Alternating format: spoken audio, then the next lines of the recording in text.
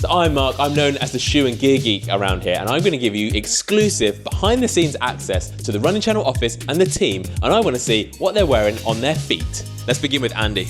I'm wearing the Puma Velocity Nitro 4, an everyday running shoe which I've been doing most of my mileage for my current half marathon attempt. Right, follow me, let's go. Jess, what you got? I've got such an array, guys. Come. Okay, so we've got everything you could need, from trail shoes to everyday running. I'm not running today, but yesterday these shoes made me faster than the speed of lightning. These are the Asics Metaspeed Sky Tokyo. Oh, ta-da! Got a PB in those. Charlotte. Yeah, I'm in my Saucony today because I'm going for a nice easy run, but my favourite go-to trainer are my Asics Nova Blast. Same, I'm wearing them right now. Sam. I know. I'm in the Brooks. I've worn them for all my marathons. I love them. I love the brand. So Ben is locked in. Creative's wearing Converse, editing a video with me on it, actually. Right, Stevie, I like this. This is a man that is all about performance. Yeah, so I only actually believe in running fast, so I've got the Nike Vaporfly Freeze on with the jeans. So yeah, I'm always ready, born ready. So as you can see, just with this lot of runners in the office, everyone's wearing different shoes and everyone's training for different things. So we think it can be really confusing for you to understand what shoes to buy and how to use them. So what we're going to do is going to go into the studio and we're going to break it all down to help you find the right shoe for you and learn everything you need to know about running shoes. All right, here we are. We're in the studio, although today we should probably call it the studio, and I have got a few shoes in front of me. We've got some Max Stack, daily trainers, tempo shoes, race day shoes, and trail shoes, plus all these behind me. What I'm going to do is I'm going to break these shoes down toe to tongue. I'm going to tell you a bit about all the ingredients, all the components that make up these shoes. And what we want to get across here is what makes one shoe different from another, and ultimately answer the questions: do you just need one shoe, or maybe do you want 2 or 3 different shoes in a rotation that you might want to use for different purposes? Because ultimately that's what we're talking about here. Each of these shoes serves a different purpose for different types of runners. So let's get into them. Let's start with the outsole. So the outsole is the bit that's on the bottom of the shoe. So we're going to talk about the midsole in a minute. That's this big wedge of foam. What the outsole is doing is it's protecting that mid foam to make the shoe a bit more durable, but it's also adding traction. So each shoe is going to have a different design pattern of the outsole, but primarily it's going to be in the areas where runners are most likely to cause wear, kind of around the edges at the back and then in the front of the foot. And each shoe is going to have a slightly different design. The reason there are cutouts is because you don't need to have outsole in certain areas, and it's going to save on weight. Talking about saving on weight, when we're talking about super shoes, they're quite different. So where we've got these daily trainers, they've got this great coverage. What you tend to find in super shoes is they have much less. So there's hardly any down here, there's not too much down here, and there's just a little bit in the forefoot. The reason for this is it saves a lot of weight if you don't have this outsole. And these shoes, they're designed primarily for racing, and you don't necessarily need a huge amount of grip. They're more about performance based in terms of speed, as opposed to durability, which is what you're gonna get for these daily trainers. Then we're going to talk about trail shoes. So this is a road to trail shoe, and this is designed for a bit more sort of buffed out, heavier trails. This pattern you see on the outside, we call it the lugs. In most trail shoes, they're between 3mm and 5mm in depth, and that's just going to give you a bit more grip when you're off-road. This one has great traction, but because it's designed for the road, it doesn't need to be sort of as intense as this one. This also has a Vibram outsole, and Vibram is an additional rubber compound that goes on top of this sole, and it's extra grippy. So if you're the sort of runner that does a bit of road to trail, or you only do sort of light gravel paths, you don't really need this Vibram because it's much more intense. But if you do more rugged terrain, maybe wet and muddy, definitely look for a sole that's going to have a Vibram in it. So don't just focus on the top of the shoe when you're buying it. Turn it over, have a look. None of these outsoles are better than the other necessarily. They each serve different purposes. And I think the key is that you need to find the shoe that has the right outsole purpose for you, whether that's road, race, or trail. Onto the insole. So this is the part that your foot touches in the shoe, and it sits on top of the midsole. It's not really there for performance, it's there for comfort. So what you find is in shoes like this, the Daily Trainer and the Max Stack, they tend to be much thicker, so they're much more cushion and comfort in it. Whereas as you move up to the more performance-based shoes, they tend to be much slimmer because you're saving on weight and you don't necessarily need to prioritize comfort. However, because you can take these insoles out, what's great is that you could replace them with something else. So if you want a bit more comfort, you could put a slightly softer insole in. If actually you want a little bit more firmness or perhaps shock absorption, you can put a different insole in. You could also get custom orthotics made, so you might be able to get a bit more arch support or an insole which is going to support your natural foot cycle a bit better. But that's definitely something to talk to a podiatrist about about or do some gait analysis, we can get a little bit more expert advice. One cool thing to know, and actually I learned this because I went to a podiatrist and he said to me, bring your oldest pair of running shoes. What he did was he took the insole out and he looked at the pattern that my foot had made on the insole. This hasn't been worn that much, but you can still see an impression of where the toes are and what's happening on the ball of the foot. It's a good way to understand a little bit more about your stride pattern and actually the unique shape of your foot. So yeah, something quite cool to look at. Right, the midsole comes next, and for almost all of us, that is going to be the most important thing because it's the midsole that gives us the comfort and the performance. There's not just one type of foam though, and I think this is really key and something that's really important to try and understand. We also find that every brand has their proprietary blends of foams and their proprietary styles. And actually what I find really cool is that we think about these running shoes about performance, but actually they have engineers and chemists and physicists all working together trying to develop new types of foam for better performance, better comfort, better durability, all of that stuff. And as the years go on, we see these evolutions in the foam. What we find though with daily trainers and Max Stack, we get a lot of it, but it's a little bit heavier because it's designed to be more durable. So the key with shoes like this is that we want to get loads of mileage out of them. We want them to be comfortable, we want them to last a long time, but we don't necessarily need them to have enormous performance. And what I mean by that is they're not necessarily there to give us loads of energy return to make us run really fast. When we're into race day shoes and tempo shoes and performance shoes, the foam is a bit different. It has a different composition, and that's because these shoes have a different use. And ultimately, we're there to use them for top performance. So these foams are much more responsive and they give us much more energy return. So what happens when we run in these shoes, our foot pushes down into that foam and then it bounces out. When we're talking about energy return and responsiveness, what we're talking about is the energy that we push in, we get more energy out of it. So in these daily trainers, you don't necessarily get as much of that. You get some, but not a huge amount. But in these performance shoes, we get bounce and spring from those shoes. One of the key things about this though is that this foam is expensive. You see some shoes that are say £120 and other shoes that are maybe £220. So what is the difference between those? Most often it is going to be the foam. So if it's a high performance foam, it's going to cost a bit more money. So a lot of shoe brands have a couple of different types of foam. So show me this one. So this is New Balance, really good example. Their daily trainer is called Fresh Foam. So it's really soft and it's really durable, exactly like we've described. Their race shoe is Fuel Cell. So much more responsive, much lighter, softer and a bit squishier, but all about that energy return. What we're always thinking about is the purpose of the shoe and what we want from it. This shoe, we don't necessarily want to do all our runs in it because that foam is almost too soft. Equally, we could do all of our runs in a daily trainer, but it's a bit harder to run fast in it because you don't get that energy return, so you don't feel as much propulsion. So what's great is that having a couple of different types of shoes means that you can pick ones which are tailored to the types of run that you're doing. Could just mean having a trail shoe and a road shoe, or it could mean having a shoe that you do your daily miles in, and then when it comes to doing your workouts, you've got a foam that's much more about performance, that's going to feel faster and more responsive. So stack height, this is arguably the biggest development that we've seen in running shoes in the last 10 years. Apart from perhaps the carbon plate, which we'll discuss in a minute. So when we're talking about the stack height, that is the height of the heel at the back of the shoe. Now, what we've seen in recent years is shoes just getting bigger and bigger and taller. When we're talking about the drop of a shoe, it's the difference between the heel and the forefoot. So let's say the heel of the shoe is 38 millimeters and the forefoot is 30 millimeters. That's an 8 mil drop. But there's a big range in that drop. So some shoes have 0 drop, so they have the same height at the heel and the forefoot, and others go up to about a 12 mil drop. So you have this full range in between. You also see differences in the amount of stack. So this one is over 40 millimeters, which is high. When I first started running, I remember the first shoes that I ran in only had about 20 millimeters of stack. And it wasn't that long ago, maybe 15 years ago, I was running in these shoes, and that was normal. So we've had this enormous shift to much bigger shoes. So what we see is Max Stack is typically a shoe that's maybe 35 millimeters and above.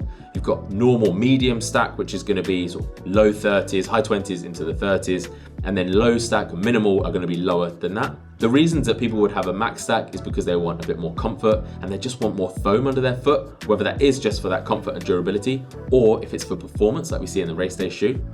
The reasons that someone might want a lower stack shoe is because they kind of prefer more ground feel. So they like that proprioception where they can feel their foot moving on the ground. Often trail runners like this, or track runners. So we see in track shoes, they tend to be very low slung, very low height, because they want to be able to feel that track and they want to have that connection to the ground. So here's an example of a track spike. So basically no real height in it. So there's a little bit of a difference in the back to the front, but really low. And compare that to what daily trainers are like nowadays. You know, it's an enormous difference. Whose shoe is that? This is the Badley. He's signed it several places actually, which feels a bit egotistical. I don't know how people can wear these. Have you ever worn track spikes? No. I've never worn track spikes, and I kind of don't want to because they scare me a bit because there's just not much to it. That might be because I've spent the last 10 years in max stack foam. Also, the drop is really different, and when we're talking about the drop, it's going to affect your stride. So if you've got a high drop shoe, you're taking load off the back of your leg, so your Achilles and your calf, and it's going to naturally promote a little bit more of heel striking. If you've got a low drop shoe, then there's going to be more pressure on the back, so you're going to feel it more in your Achilles and your calf, and you're going to be running much more on that forefoot. That's not to say that one is better than the other. It's going to be much more about the way that you run. I tend to be more of a heel striker, so I want a little bit more height in my shoes, but other runners, they have much better form on their forefoot, so a lower drop shoe is going to work better for them. What's your favourite shoe then? So I ran a marathon PB in this shoe, but I've probably run 50 miles in it this year. Actually, chuck me that Hoka. But this, I've absolutely trashed it this year. So I've probably done 500 miles in it. And you can see, like we talked about outsoles earlier, this is a Vibram, but I've just worn it way down because I've done so many miles in this shoe. So for me, it's a really difficult one to answer because like I have good memories of this shoe because it's got me fast times, but that's the one I run in almost every day. If I'm training for a marathon, I do a lot of my training on the trails. And then I'll come onto the road to do workouts. So like I'll wear this to work and we'll do a lunch run. Then the next day I'm at home, I'm doing a workout, so I'll put on the speedy shoe. At the weekend I'm doing a long run at marathon pace, so I'm gonna put these on. And then I'm gonna do a midweek long run and the trails, so I'm gonna be wearing this. Having a little bit of a rotation definitely benefits me. And I appreciate that it's not gonna be for everyone and it's maybe a luxury that I have, but I run a lot, I spend hours every week running. So for me, this is something that is important for me in what I do. Onto the upper. This is the thing which ultimately holds the shoe in place so it stays on your foot. It's what we'd most notice probably in a running shoe though, because it's where the design is. And you can see like all of these colors and all of these designs behind me. There are so many different eye-catching designs. And actually I think most runners would probably pick their running shoe based on how it looks ultimately. There's so much more about running shoes that you need to understand rather than just, oh hey, that's the nicest looking one on the shelf. But when it comes to the upper, there are different materials. So we've already talked about race day shoes and how they're optimized for performance. What we find in race day shoes is they tend to be really light. So look at this one. You can see my hand through it and it is incredibly light. And we find that with all sorts of different race day shoes. This one, a tempo shoe, is kind of in the middle between the race day shoe and the easy shoe. So these two easy shoes is much thicker. So there's much more comfort, much more stability, I suppose, in the actual upper itself. If your feet run hot, if you live in a hot place, then just watch out for that because some of these shoes can get quite warm on your feet. As for trail shoes, they tend to have a little bit more going on because you're going to be in more rugged terrain. So they're there to protect a bit more against dust, against dirt, against rocks. Perhaps you might get wet feet, so they need to be able to dry out. They're also going to have some different overlays, so there's a little bit more protection. If you're running along and you stub your toe into a root or a rock, you've got a little bit more support here, so it stops your toes hurting. So the main upper materials you're going to find are going to be nylon and mesh. So these ones, softer ones, are going to be the nylon ones. Like the racing shoes where they're a bit more open is going to be your mesh shoe, so much more breathable and much lighter. And what about a Gore-Tex shoe? So if you see Gore-Tex on a running shoe, then what it means is there's going to be a waterproof membrane on the inside. Most often you're going to find that on trail shoes. Is the width the same in each shoe? No, that is a good question actually. Chuck me those Ultras. That's it. Every shoe and every brand has different widths naturally. Some are more narrow and some are more wide. I have a wide foot, so to me, I'm more inclined towards brands that are more accommodating for that or that offer a wide fit. So New Balance are pretty good for that. This is a shoe that I run in a lot. I don't need a wide version of this one. Hoka are great at having wide options, so this is my shoe. I have this in a wide and it fits me much better than the normal one. So I think one thing that's really good to know is that if you put on a shoe and part of your feet are overlapping, sort of the sole, or they're pushing against the side of it, and maybe it's a sign that actually you should try a wider shoe. Perhaps it's a wide fit, or maybe a brand that's a bit wider. One good option is this. So Ultra are really well known for anatomical toe boxes. So we call this the toe box, a bit at the end. This is shaped much more like your foot. So if you think about what your foot looks like, it's kind of a bit more like that. If you think you want a bit more room, then definitely try that out. I have another question for you, Mark. What is a stability shoe? Okay, a stability shoe. So when we run, our foot goes through the stride pattern. For almost all runners, as they land their foot and it moves forward, their ankle rolls in slightly. That's called pronation. That's not necessarily a problem, and it's very normal for almost all runners. But the degree of pronation could cause some issues for some runners. So they might want a stability shoe. What happens in these shoes is they have a little bit more structure built up on the inside. And some of them also have a little bit more of a wider base to help with your landing. But what will happen is, if you're wearing a stability shoe, and if you need them for pronation, your foot will roll forwards, and this extra structure inside is just going to push back a little bit. It's going to give you that little bit of extra support that you need so your ankle doesn't roll too much. And not every runner needs a stability shoe. I've never run with a stability shoe, but what I have found since working at the running channel and seeing myself running on camera is that one of my ankles rolls in much more than the other. So it's something that I'm working on to kind of correct. So I'm doing strengthening exercises to correct that. If you want to know more though, you can have gait analysis, so you'll actually see your stride properly, or just get a friend to record you running from behind so you can see your feet. If you think it rolls in a bit, you might benefit from stability shoes, but it's always good to go to a running store and get it checked out. Right, laces, this might be an obvious one, but actually there's a little bit of variety. So we've got round laces, we've got flat laces. In most normal shoes, there's nothing really special about the laces, but one thing we find in race day shoes is that they might be a little bit more designed. So you can see these serrated laces, a few brands use this. It's really good because it means that they're much less likely to come undone. No one wants to be in the middle of a 5K or a marathon and their shoelaces come undone. That's a nightmare. So onto the tongue, you hear about gusseted or non-gusseted. A gusseted tongue is one that is sewn into the side of the shoe. You might most often find that in trail shoes because it's going to block out debris getting in. A non-gusseted tongue is going to be loose, so it can move around inside the shoe. Or you have semi-gusseted tongue, so part of it is sewn into the side of the shoe. One cool thing that you might notice is that in max cushion shoes and daily shoes, they tend to be a lot thicker. They're all about comfort and plushness. And what's the first part of the shoe that you touch when you put it on? It's the heel collar and the tongue. If you squeeze that and it's really soft, immediately you're thinking, oh yeah, that's a nice soft shoe. So they tend to have a lot more squish to them. But when you move into the faster, more performance shoes, they tend to be a lot lighter. So this tempo shoe, got a little bit of foam to it, whereas this all-out race day shoe, there's almost no sort of structure to that tongue. Your tongue is only really something to think about if you're someone that really likes to cinch up their laces. And finally, there's the heel collar or heel counter. This is the bit that goes around the outside. This is going to be the bit that touches your ankle or your Achilles. Some shoes are a bit lower, so there's not too much to this one. Others run up a little bit higher. Actually, one other thing that you often find on trail shoes is they get this little pull, so they can help you get your shoes on and off. Some of these shoes, much like the tongue, are squishy and soft, and others are much thinner because they're more about performance. This is more about comfort and more about preference. So some runners don't really like the feel of the heel counter on their Achilles, so they're going to want to avoid that. Others don't really have any sensitivities around their Achilles. So again, it's really much down to preference as to what fits you the best and what you prefer. So there you go. You can see from the anatomy of a running shoe that there's so many variables. So it's really going to depend on your own preferences, the comfort level that you want, and the performance that you want to get out of these shoes. And now we're going to talk about carbon plate shoes. So carbon plate shoes have been a really big introduction into the running space in the last few years. And actually they've really transformed performances for everyone from amateurs to elites. So what is a carbon plate shoe? It's a carbon fiber plate, lightweight, that sits inside the midsole. So it's there for a few different reasons. We talked earlier about how soft this foam is. One of the benefits of having a carbon fiber plate is it actually provides some structure and stability around all of that really nice soft foam. You can kind of see how squidgy and soft this is.